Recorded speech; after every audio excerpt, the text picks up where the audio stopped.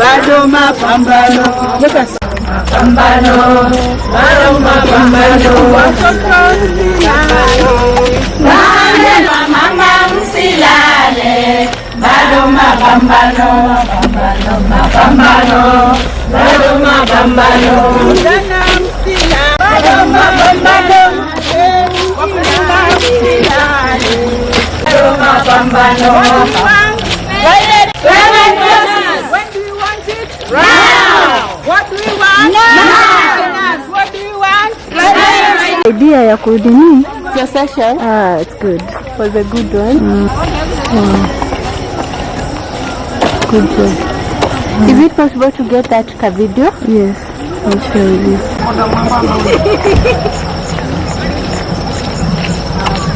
Hiyo nyingi. Moja. Ya kidogo ndamu ni samosa.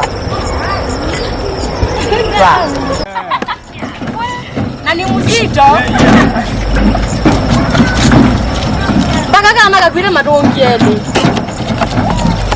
Ikasa bana na.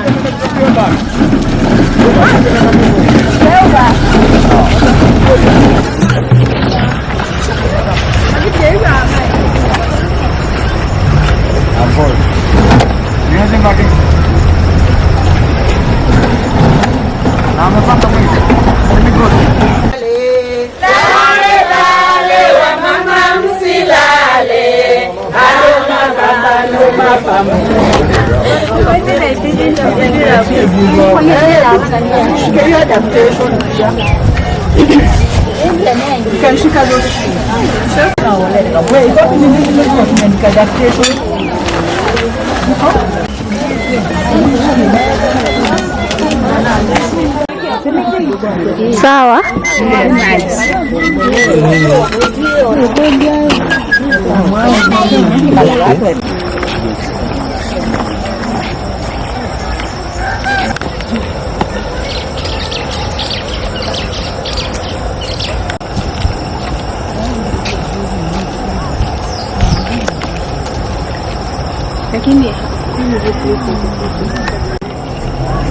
It's always the people from that side when wako na majina mpya.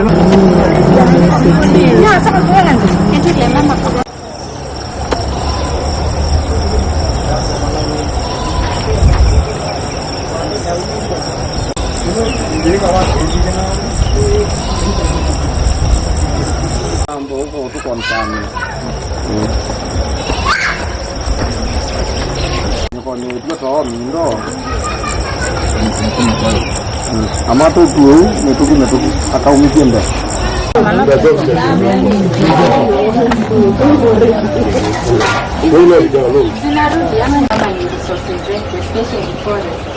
Zinakuja zinachukuliwa kuna hizo agreements kusema government of Kenya inaandikiana na ya Sweden ama ya Amerika, alafu na hizo vitu zitakuja kuendelea zaidi kuendelea. So vitu kama hizo kwa noma ni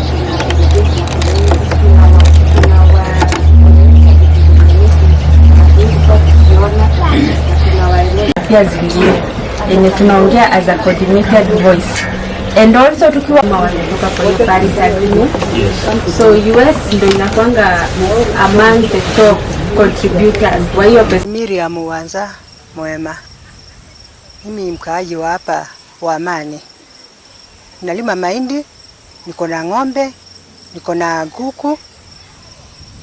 Sasa hiyo ndio ninalima kwangu. Zile za kienyeji. Za zingine sababu ya hiyo climate change tumepanda na mbegu ziko chini, tunangojea zimee. Najua hakuna mvua, unajua mbegu tunatafuta na shida, na kupanda zingine zinakatalia chini bila hiyo climate change. Sasa tunaweza pata maji mahali mtu anaweza nyunyizia ndio tupate chakula na ya kulisha watoto. Jina ni Elizabeth Bidhi, na leo nimejifunza mengi juu ya climate change na ile changamoto zaidi tunapitia hapa kwa eneo hii ni shida ya maji. Huku kwetu kuna shida kubwa ya maji, tunatembea sana kutafuta maji na pia kuna upungufu wa chakula. Hata saa zingine inabidi watoto wakose shule kwa sababu hakuna chakula ya kutosha, na wengine wanakuwa wakiwa hawana nguvu, wakiwa na ile mili haina nguvu kwa sababu ya kukosa chakula. Napanda mahindi, chakula kilimo cha mahindi na maharagwe, na pia ninapanda miti ya matunda. Na hii climate change imeathiri. Kwa mfano kama pao, tukipanda hivi zikikuwa kidogo kwa sababu ya hii change zinakuja zinakauka haraka. Zinaanguka hata kabla hazijatoa mazao. Hii nayo maharagwe na mahindi kwa sababu ya hiyo climate change saa zingine hata ikimea tu hivi inakuja inakauka, hakuna mavuno, kwa hivyo hakuna chakula kwa sababu mvua ni kidogo na hatuna maji ya kukunyunyizia mashamba yetu. Haya, ile effort ninatumia kukabiliana na hiyo, nimenunua water tanks za kuharvest maji ili niwe naweza nyunyuzia. Kama ni mboga ninanyunyuzia, matunda kama bananas ninanyunyuzia ndio sisikauke, ninanyunyuzia hiyo nikitumia hiyo maji ninatumia kutoka kwa tank. Haya, saa zingine kwa pale mahali nimepanda hizo bananas, nimechukua ile maji inapita na njia, nina channel inaingia huko kwa hizo bananas, kwa hivyo inazisaidia kukua na pia kuweza kuzaa. Waende waulizie kama kuna njia yoyote ambayo sisi tunaweza saidiwa tupate maji. Hata kama ni dams zijengwe huku tukue na maji. Tukikuwa na maji tutaweza hata panda tunyunyuzie vyakula vyetu na shida ya chakula itaisha na pia hiyo shida ya maji itaisha. Kwa majina ni Elizabeth Mwangangi, Assistant Chief Movoti Sub-Location. Tunaongea na wananchi kuhusu kupanda miti. Kitu ya kwanza ni kuwa na these tree nurseries. Wanaeka hizo tree nurseries, wanapanda miti ya aina fulani. Tuko na mitunda ya kila aina fulani. Kuna hizi exotic plants kama Griveria and the rest, na pia kuna indigenous trees especially kwa these dry areas zenye tukipanda tuko sure hazitakauka.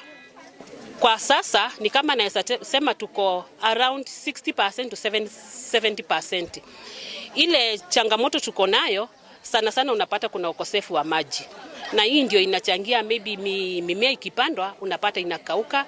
Zingine pia kuna issue ya challenge ya mchwa. Unapata baadhi ya miti zingine zikipandwa zinaumwa na hiyo mdudu ya inamchwa na zinakauka.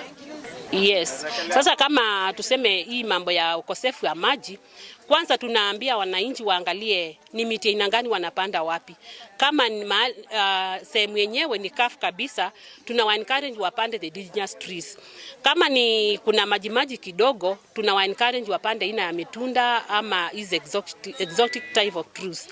Pia wakishapanda tunawa-encourage wafanye ile mulching.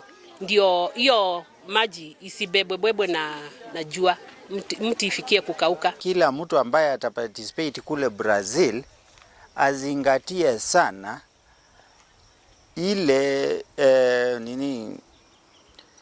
hii pesa ya kutengeneza mazingira ambayo yameharibiwa na watu wale walifanya walileta climate disaster, watu wa developed world.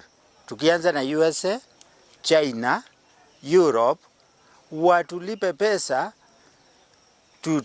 tutengeneze hizi shida tuko nazo huko. Hatuna maji. Haya, jua linatuchoma, ng'ombe zetu zinakufa. For the last 30 years sijaiona mtu ametengeneza gunia mbili, especially this side of Ukambani. Sababu we are between the worst na sijui ile ingine inaitwa not good. Mvua inatoka Congo Forest and the people in Congo Forest are deforesting the whole area. Kwa hivyo mvua itazidi kuwa ndogo mpaka hata Zimbabwe wameanza kupata janga la famine. They are getting famine in Zimbabwe, the most productive area in Africa. Na hapa kwetu we are the worst hit. Carbon, there's a lot of carbon in the atmosphere. The sun is heating us and we are getting nothing. The little efforts we are doing as a community, we are trying to reforestate areas that have been deforested. We are trying very much to do that. But that is very little compared to what is expected to be done. If we are going to make change in 10 years, we should have a lot of work to do. We should use a lot of resources, including money, time. All of those are needed. That is a period of 10 years, to reverse this cycle.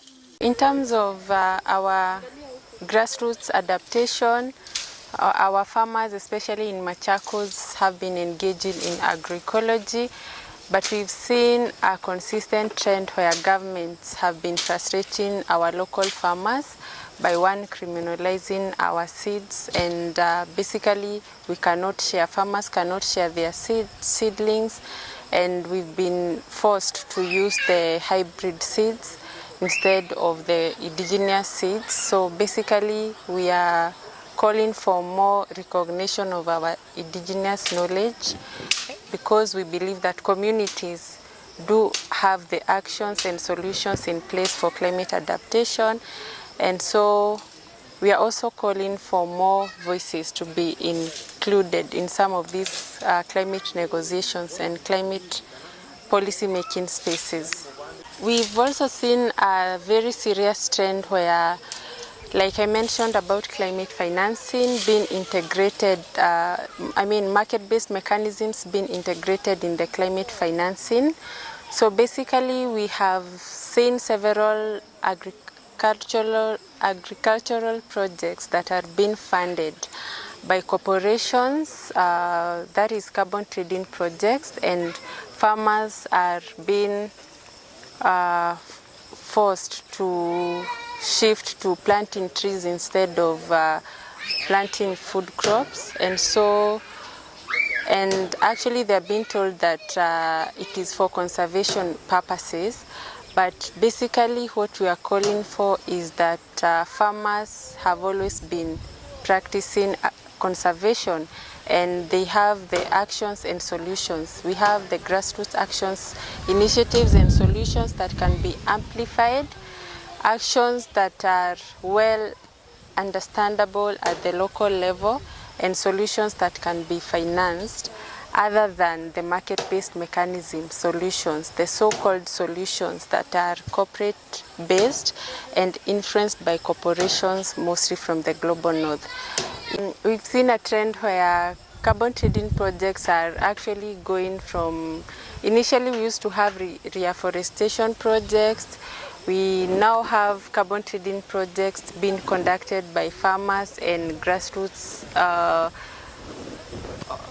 organizations, and it's unfortunate because it's been cited as a conservation efforts, but it is not, because apparently the global north that should actually take part in cutting their emissions, they are diverting their responsibility to the local farmers, especially in African countries, to engage in climate mitigation. So we are calling for funding in terms of adaptation to climate change, and we also recognize that climate mitigation should not be our primary responsibility as African countries, and of course as local farmers.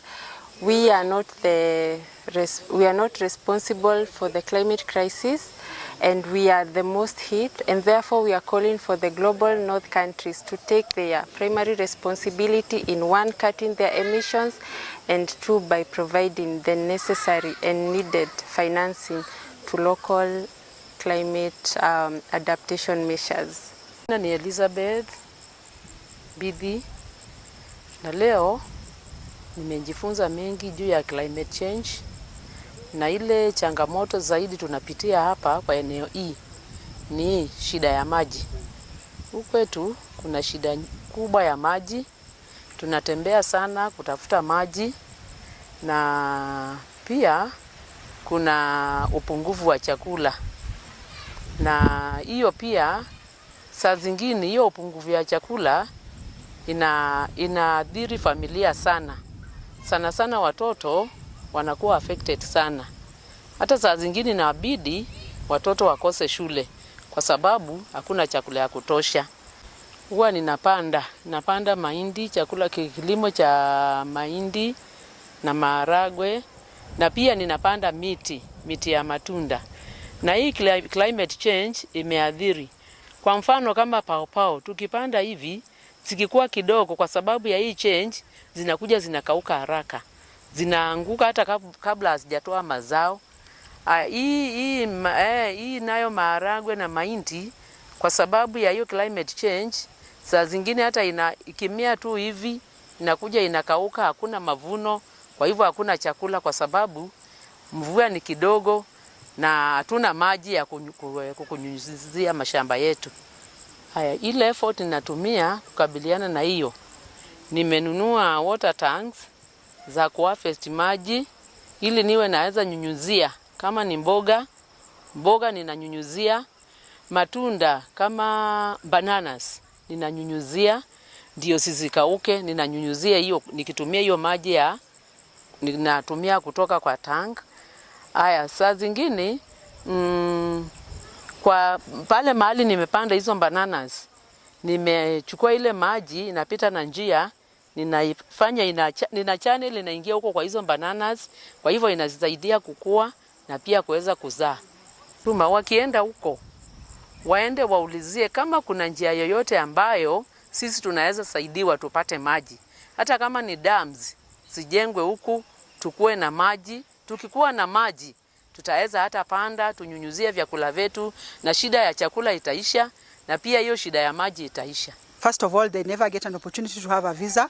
They never get an opportunity to go to international conferences, but they are impacted by climate change. And today we are in Machakos County, which is a semi-arid region. Sometimes they get food aid from the government. And that's why we are bringing in agroecology as a solution to hunger. The world was celebrating or talking about the state of food in the world. And what happened is that Africa is appearing on that hunger map.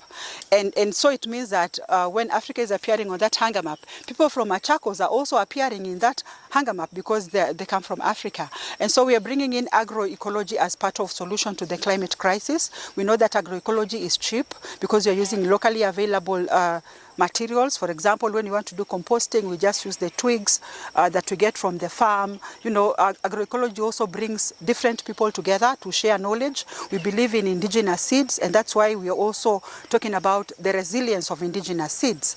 So after this session, we want to do a small procession, basically to communicate to the world that Africa contributes very little, but when you talk about climate finance, what Africa is getting is very, very minimal. And climate finance has been a contentious issue, particularly on adaptation, and that's why the voices of grassroots communities, the voices of farmers, the voices of fisherfolk, the voices of indigenous people need to be at the forefront when you talk about climate finance. Thank you. To us, this is our pre-COP. It's a people's COP.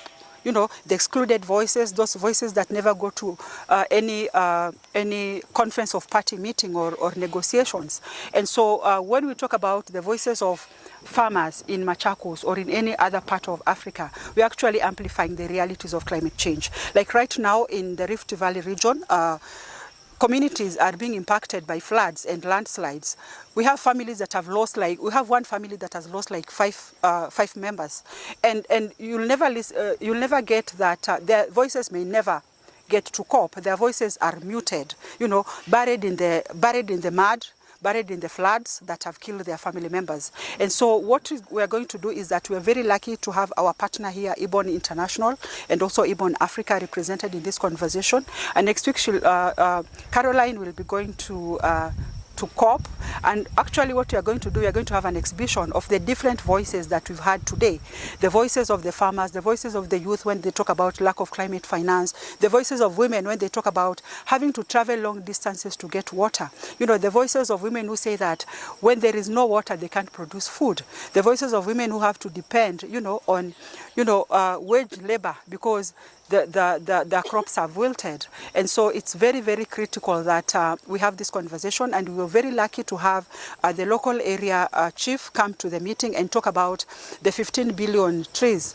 And this is very important in terms of mitigating the negative impacts of climate change. But the question is, what type of trees?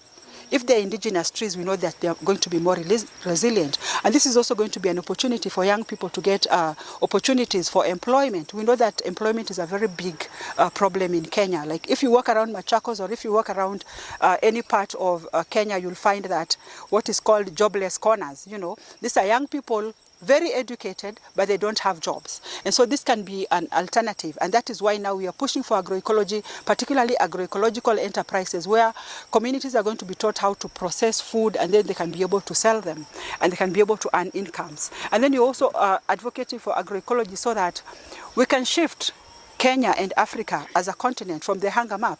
It's quite embarrassing to have our continent, which is home to which has 60% of arable land, which has the most youthful population in the world, and we are still on the hunger map. So we actually have the market in terms of consumers, and you actually have the workforce, and you actually have a conducive environment, because there are some countries that have winter, they have summer and winter, which is very hot and which are extreme, but you have a conducive weather that can produce food.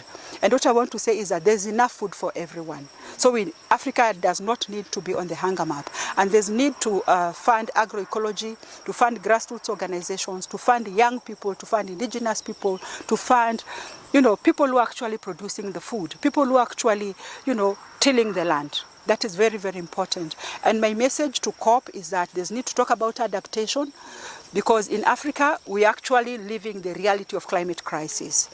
As people are discussing, you know, at COP, we are losing lives. We are going hungry. Children are stopping to go to school because there's no food. Some are getting married young because there's no food at home. So with the notion that when I get married, I might get access to food, you know, despite the fact that child marriage is outlawed. But child marriage is happening because, and school dropout is happening because people don't have food. And that's why there's need to invest in agroecology. There's need to fund organizations such as Haki Nawiri Africa and Ebony International that are doing on the ground work with grassroots community who are actually producing the food and who are actually feeling the impact of climate crisis. Now we cannot talk about climate change, we are talking about climate crisis. Number one is the farmer's right. Farmer's right. Because if it is a criminal offense to share and to sell the informal seed, or the orphaned seed, or the indigenous seeds, it means that we cannot farm well because of fear of being criminalized. If we use the indigenous seeds, if we share to fellow farmers, all of the farmers are not financially able to go and buy the hybrids, which are very expensive and which takes lots of time to mature. So we need to be heard that the rights, that law which prohibits indigenous seeds not to be sold and not to be shared, and not to, if you don't share, if you don't sell, then it means it's equally the same as telling you don't use them. So that adds up to the issue of food insecurity, because majority of the farmers cannot afford. Number two, the hybrids are not adaptable to the local ecosystem. In agroecology, the future of African agriculture, the future of agriculture lies in agroecology. In that, climate change crisis is here to stay with us. It's not something which is moving away from us.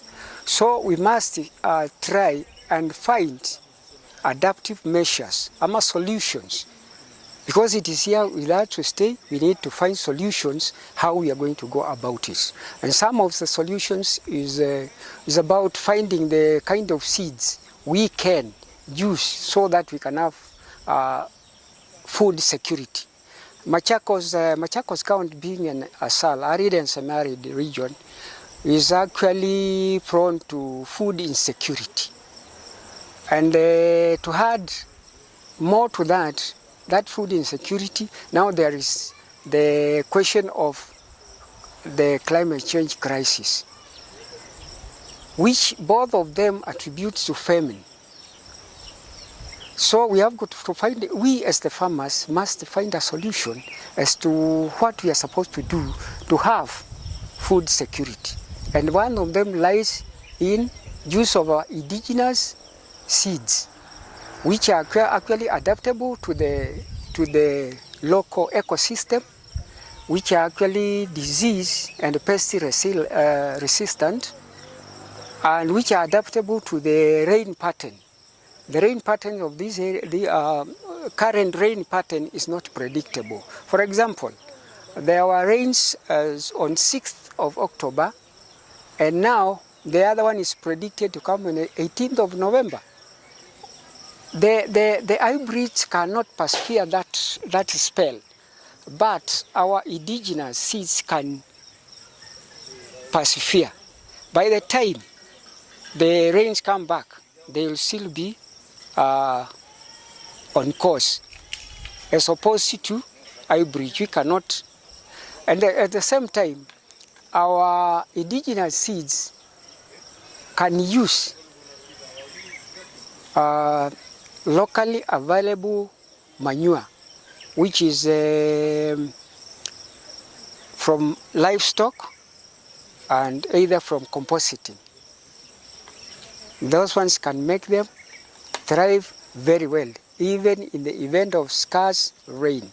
It's a matter of life and death. It's not a matter of luxury. Most of us hatuwezi hata kulipia watoto school fees. Wamesema kuna hii kitu inaitwa corporate social responsibility yenye inaitwa sawa sawa. Safari sana na kama ndio na maswali I think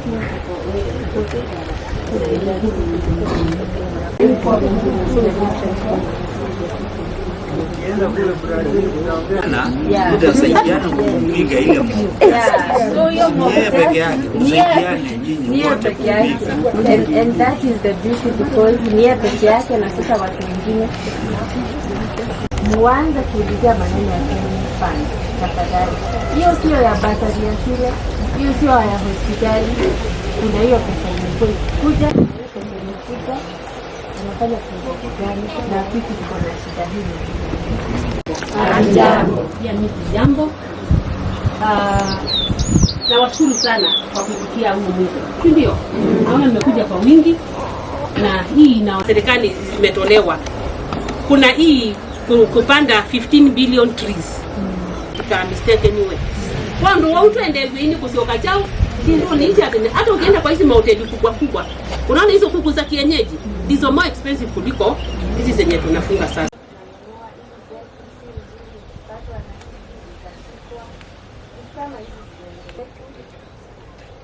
So hizo ndio some of the things that we supposed to discuss. So this year itakuwa 10 years